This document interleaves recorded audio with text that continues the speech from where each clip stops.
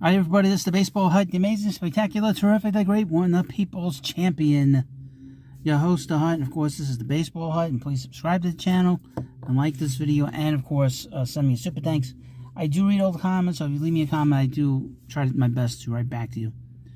So, Mets played really well last night. Max Scherzer dominated the Braves.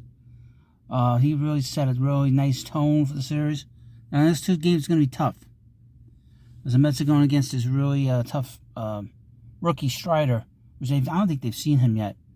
And they got David Peterson going tonight, and then we got the day game tomorrow. So the Mets lose 2 out of 3. Don't be surprised, but that's not a bad thing because of the fact that they this is the thing. The Mets have played actually okay, but the Braves have been so hot, beyond probably the best baseball they're going to play all year, and they're still not ahead of the Mets. But be that as it may. So there is this thought that the Mets need offensive help, which is not more than a thought. It's a fact. They need offensive help. And I've been saying that there's really right now 3 holes in this lineup. DH, catcher, and sort of kind of third base. Escobar's not really going anywhere. They can kind of mix and match a little bit if they have to. But I think Escobar's going to have a good second half. He's got a track record. He's in a slump. He's pressing. It's not a situation where I see a slow bat. He doesn't have a slow bat. But one of the positions that people have talked a lot about is behind the plate. Mets have had no production out of them offensively.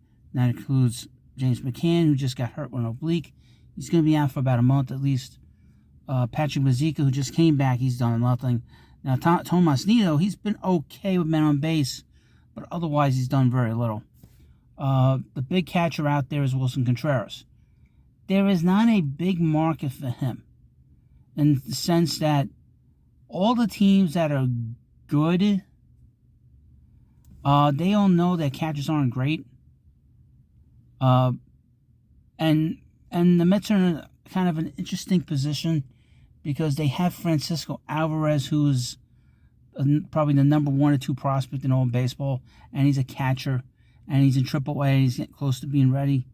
So if the Mets were to bring in and say Wilson Contreras, he's not going to be more than just a rental for this year, for the last 2 months of the season. Now, Ken Rosenthal of MLB, of the MLB Network, said yesterday that he was comparing getting Contreras very similar to Mets getting Javi Baez last year. They had a need. They talked to the Cubs. They made the move. Now, last year, they traded Pete Crow Armstrong in that deal. I'm not a big fan of his, just based off of my own study of his background in terms of that he's not really a strong bat. He's a very good defensive player, but as a bat, not the strongest. So, but be that as it may, now this year, the Mets don't have much of a farm system aside from maybe 4 or 5 guys at the top. So it'll be interesting to see if they have to move somebody like a Mauricio or Vientos. I don't know if you want to do that with their rental. But that name is out there with the Mets. The Mets do need offensive help. Contreras would certainly help them behind the plate. He's solid defensively, but he'd be coming into a situation he's got to learn the pitching staff. That's tough. That's tough, especially with the last 2 months of the season. But let me know what you think about this video. There will be a video later on the Baseball Hut 2 about Luis Castillo, the starter for the Reds. Seems like his market's starting to pick up. The Yankees, the Mets, the Dodgers. I'm sure a whole bunch of Blue Jays, a whole bunch of other teams. I'll get into that video later. So thank you for watching this video. Please subscribe to the Baseball Hut. Thank you, and I'll see you later.